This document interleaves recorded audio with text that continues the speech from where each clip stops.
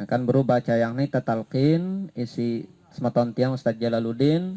Pingkatna kullu nafsin dha'iqatul maut wa innama tuwaffawna ujurakum yawmal qiyamah faman zuhziha 'anil nari wa udkhilal jannata faqad faz wa mal hayatud dunya illa mata'ul ghurur.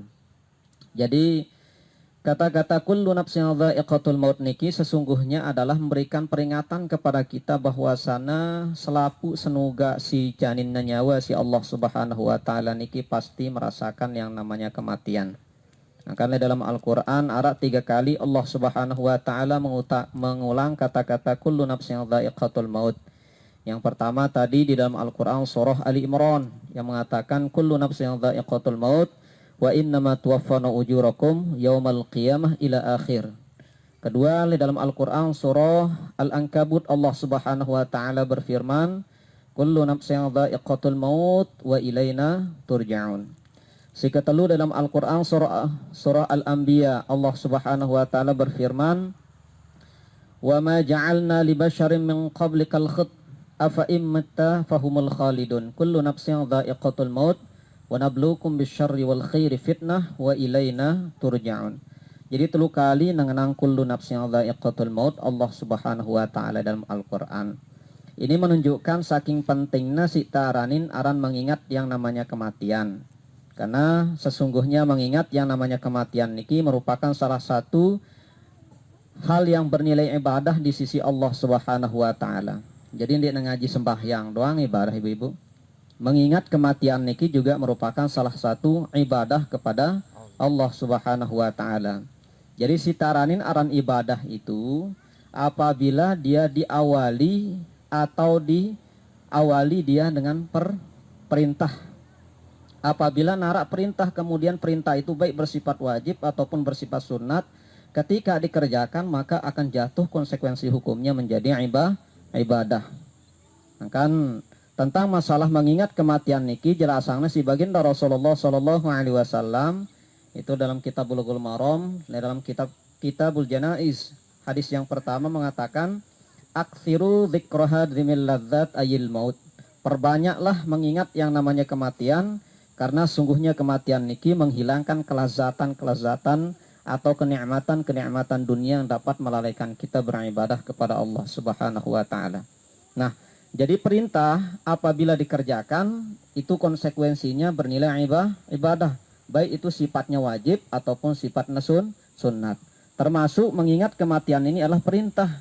Maka ketika dikerjakan, ketika ingat sitaran kematian, maka dia akan bernilai ibadah di sisi Allah Subhanahu wa taala.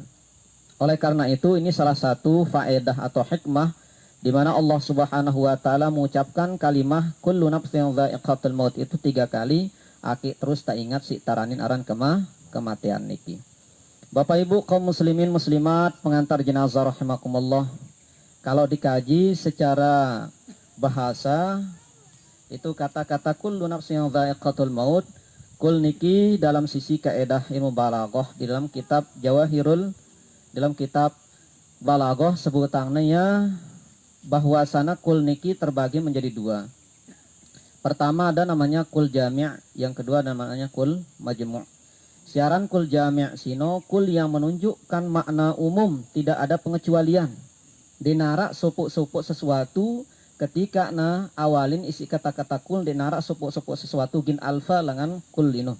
Ya ta'rinaran kul kulliyah bimakna jami'ah yang bermakna keseluruhan.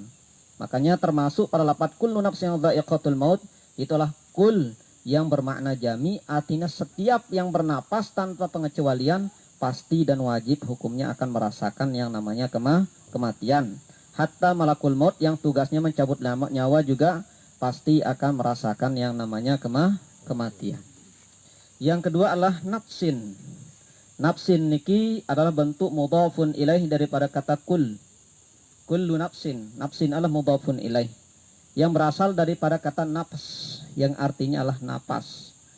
Karena napas niki merupakan zahir daripada nyawa, yang artinya nafsin inilah nyawa. Karena nyawa itulah zahir daripada batin daripada napas, napas itulah zahir daripadanya nyawa. Kan paling tidak tetahulah napas si 4 si turun taik le awak teh, siarak le awak teh baik si turun taik le napas hidung ataupun le napas todok tah. Itu napas niki kan arak terbagi 4, arak namanya napas, arak namanya ampas, arak tanapas, arak nupus. Selapu nasino mudah-mudahan nabawi si ngisi na si kalimah zikir ulekna tipa Allah Subhanahu wa taala.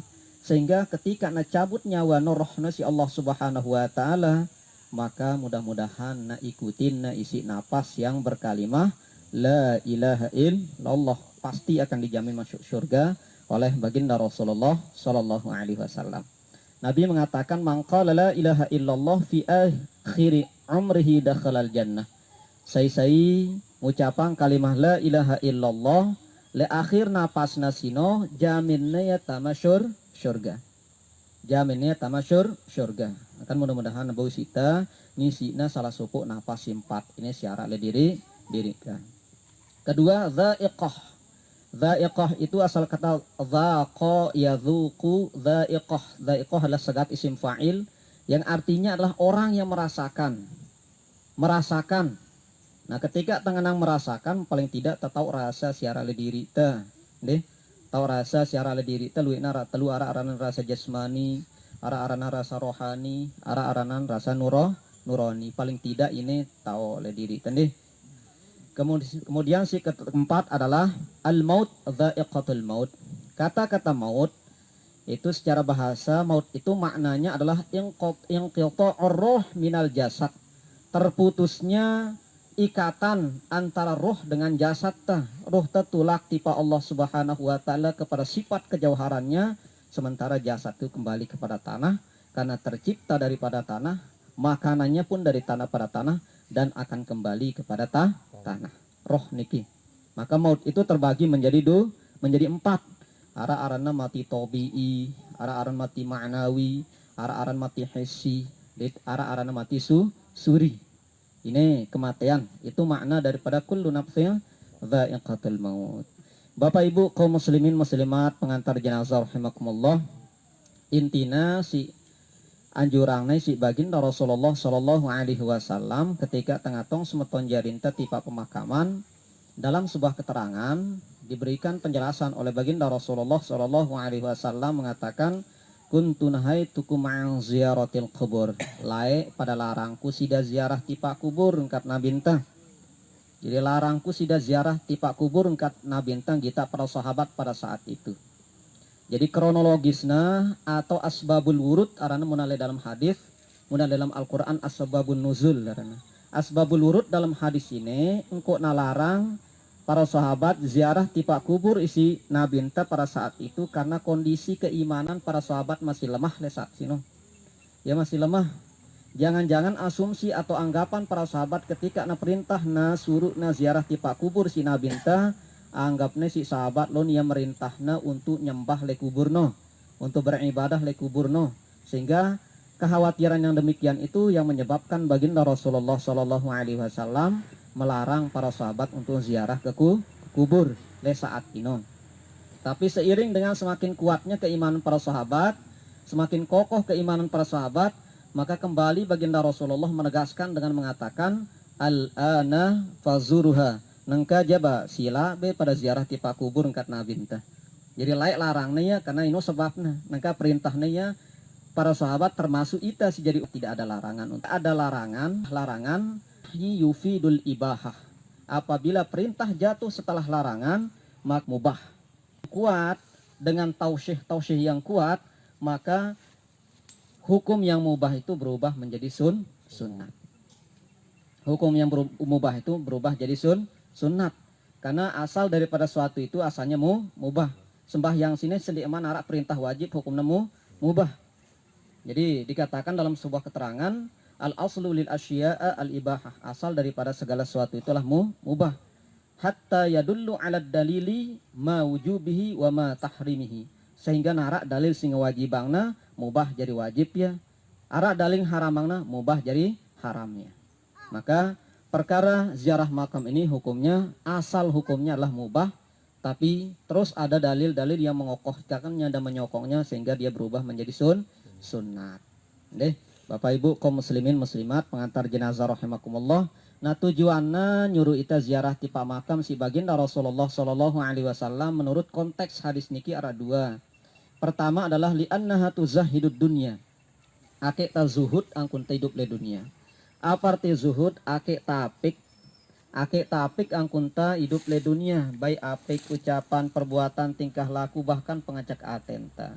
Karena selaku nasino akan dimintai pertanggungjawaban oleh Allah Subhanahu wa taala baik ucapan, perbuatan ataupun tingkah laku ataupun detak-detik siara le dalam atenta. Karena dalam Al-Qur'an surah Al-Isra arana Allah Subhanahu wa taala berfirman, "Innas sam'a wal basar wal fuad kullun ulaika kana anhu mas'ula." Sesungguhnya penglihatan, pendengaran dan detak-detik hati itu akan dimintai pertanggungjawaban oleh Allah Subhanahu wa taala. Yang kedua tujuan ta kona suruh ita ziarah makam atau ngeburang sematon jarin tangan terang si makun sine adalah wa tudzakirul akhirah ay tudzakirul maut. Aki ta ingat negeri akhirat itu negeri yang lebih kekal dengan cara mengingat yang namanya kematian. Ini dua tujuannya jelasannya kasih baginda Rasulullah Shallallahu Alaihi Wasallam. Bapak Ibu kaum muslimin muslimat pengantar jenazah rahimakumullah. Selanjutnya mungkin ini sangat penting Gatit yang sampaikan itu tentang masalah kaifiat atau tata cara pelaksanaan penguburan. Mulai dari sejak orang dalam keadaan sakaratul maut atau diistilahkan dengan istilah muhdhar. Muhdhar sino artinya orang yang menghadiri sakaratul mautnya. Karena hadir asal katanya sehingga muhdhar adalah segat isim fa'il itu orang yang menghadiri masa akan dimatikan oleh Allah Ta'ala. Nah ketika sakaratul maut tene surune si baginda Rasulullah Sallallahu Alaihi Wasallam hal tilak si talakuang sino le antarana ada dua. Si pertama suruna ita meringetinna atau nalkinna dengan si dalam keadaan sakaratul maut dengan kalimah la ilaha illallah. Sehingga ini perintah Nabi mengatakan laqinu mautakum la ilaha illallah. Talkinkanlah mayit itu dengan kalimah la ilaha illallah. Kata-kata mautakum sini Imam Nawawi memberikan penjelasan mautakum maknanya lah qoblal maut, mautakum yang kedua maknanya lah ba'dal maut. Kata-kata mautakum makna yang pertama lah qoblal maut itu orang yang dalam keadaan sakaratul maut belum mati. Sehingga sunat masih tatalkinangnya si kalimah la ilaha illallah. Si kedua mautakum maknanya adalah ba'dal maut orang yang telah dicabut nyawanya oleh Allah yang kuna talkinang bro si semeton tiang Ustaz Jalaluddin dengan kalimah la ilaha illallah. Sehingga orang yang telah meninggal dunia dan orang yang dalam keadaan sakaratul maut tetap disunatkan untuk mentalkinkannya dengan kalimah la ilaha illallah dengan harapan akikna ikutin ucapan kalimah la ilaha illallah isi sugul napasna terbaik nyawana isi Allah. Yang kedua hal yang kita lakukan ketika dalam keadaan sakaratul maut seseorang atau keluarga kita adalah membacakan surah Yasin. Dalam hadis Nabi mengatakan iqra'u yasin ala mautakum, baca yang Yasin sematon jarinda siwah sigin mati sino si dalam keadaan sakaratul maut. Jadi ndak letonong kota besual meswalang dua banda harta warisan dan segalanya lagun kita dengan si dalam keadaan sakaratul maut ndak arurangnya baca yang surah Yasin.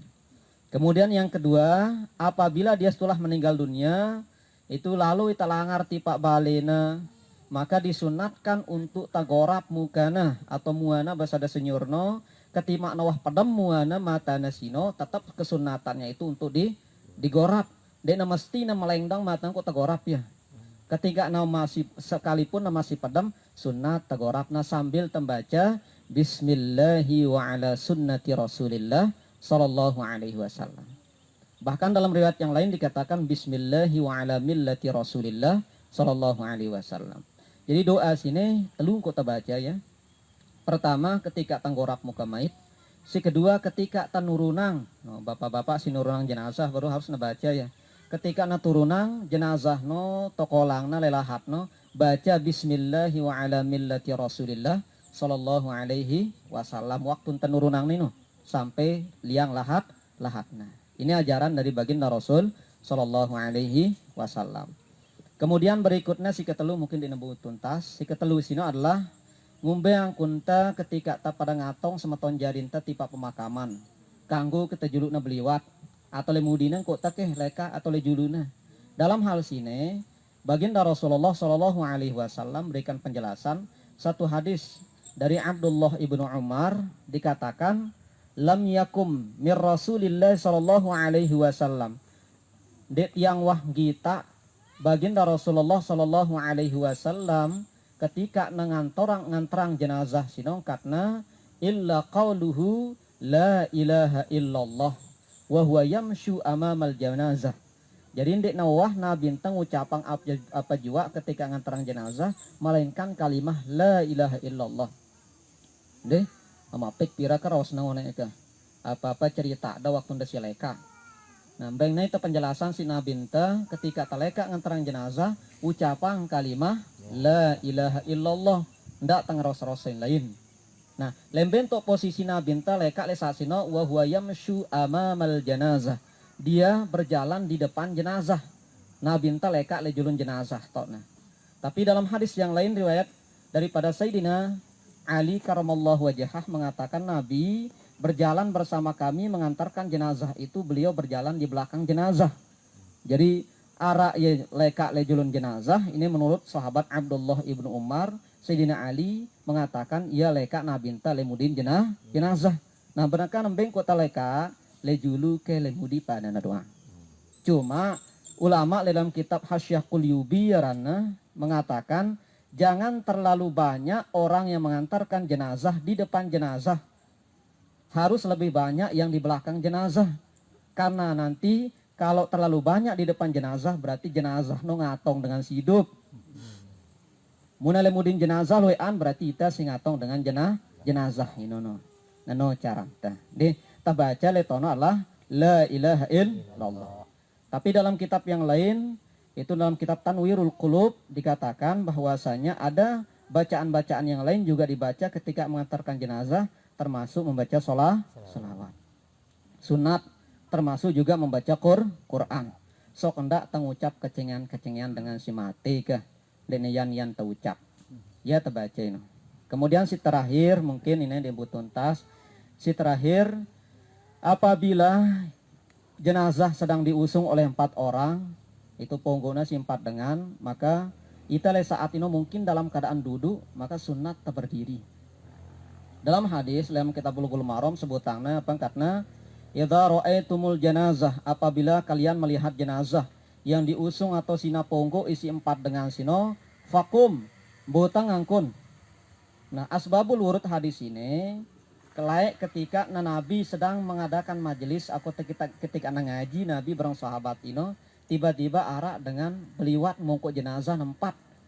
Nabi saat itu langsung berdiri tapi sahabat tidak mengikuti. Dia namanya butang sahabat ini. Ketuaninnya si sahabat ya Rasulullah kan ulah dembutang. Si beru sino mait si kebonggo si 4 dengan sino mait dengan Yahudi ingkatna. Mait dengan Yahudi. Tapi dijawab oleh baginda Rasul yang kita lihat itu bukan maitnya tapi dia juga adalah anak cucu Adam. Langsung baca yangna sahabat Quran si nabinta laqad karramna bani Adam. Sungguh telah kumuliakan anak cucu Adam. Sehingga sunat hukumna tambutang munara dengan ponggona dan mati ponggoni simpat dengan saat sino mungkin kita dalam kanan tokol sunat tambutang sebagai bentuk penghormatan kita terhadap mait di saat itu sambil mengucapkan bacaan atau doa yang dijelaskan oleh Imam Nawawi dalam kitab Al-Adhkar apa kata subhanal hayyil ladzi la yamut nong kata bacana sambil tang kita jenazah ino sambil tambutang subhanal hayyil ladzi la yamut. Bapak Ibu kaum muslimin muslimat pengantar jenazah rahimakumullah. Kalimat ta'ziyah maknanya adalah al-farhu ma'as surur. Ta'ziyah itu maknanya adalah al-farhu ma'as surur. Apa arti al-farhu ma'as surur? Senggeger atau penghibur bagi keluarga yang ditinggalkan. Maka ketika ada sahabat yang meninggal dunia, Nabi memberikan motivasi atau senggeger atau hiburan kepada sahabat itu. Pertama hiburannya beliau mengatakan idza apa katna man sabaru 'alal musibati kataballahu ta'ala 300 darajah. Saya sabar ngadapin ujian serta musibah datang nalangan Allah, maka dia akan diangkat derajatnya 300 kali tingkatan oleh Allah Subhanahu wa taala. Jadi mudah-mudahan sahibul musibah yang ditinggalkan oleh almarhum niki diberikan kesabaran, ketabahan, dan mudah-mudahan diangkat derajatnya 300 kali tingkatan oleh Allah Ta'ala. Yang kedua, Nabi mengatakan ma yusibal 'abdal mu'minina min wasbin aw nasabin. Tidaklah satu musibah yang menimpa hamba-hamba yang beriman, baik berupa ujian sakit, berbicara apa penyakit almarhum, ujian kekurangan harta benda, ujian sayyidat tetalatan dan segalana, illa kafarallahu ta'ala anhu bisayiatihi, melainkan Allah Ta'ala melalui ujian itu menghapus dosa-dosa dan sebagian dosa orang yang telah diberikan ujian. Maka ketika tersabar ngadapin ujian niki insyaallah langan ujian sino ngapus dosa-dosa ente si Allah Subhanahu wa Ta'ala. Nah niki mungkin yang dapat yang sampaikan Bapak Ibu kaum muslimin muslimat pengantar jenazah rahimakumullah. Yang terakhir mungkin sebagai manusia biasa tentunya ditelepas dengan pergaulan ta sehari-hari barang sematon jarinta kiri kanan balenta atau tetangga-tetangganta sang lai ketika ana masih hidup, Rubin ketika ana masih hidup atau masih sehat almarhum niki sang nawah nyapa pelunggu senamian ketika ana bergaul sang nawah nyinggung perasa pelunggu senamian baik melalui ucapan, perbuatan ataupun tingkah lakuna, entah sifatnya disengaja ataupun tidak disengaja. Melalui kesempatan makin niki yang sebagai pengantar kata-kata ta'ziyah ngendengang pun maaf. Sila tema panggil. Si kedua sang ngarak sangkut paut piutang si tinggalang si almarhum baik utang janji, utang benda ataupun utang yang lain sifatnya itu baik dalam kapasitas besar ataupun dalam kapasitas kecil, itu mudah-mudahan sila nabawi si janana tapada reda ya ikhlasan jadi amal ibadah tipa Allah. Tapi kalau memang tidak bisa diikhlaskan maka hubungi keluarga yang masih hidup insyaallah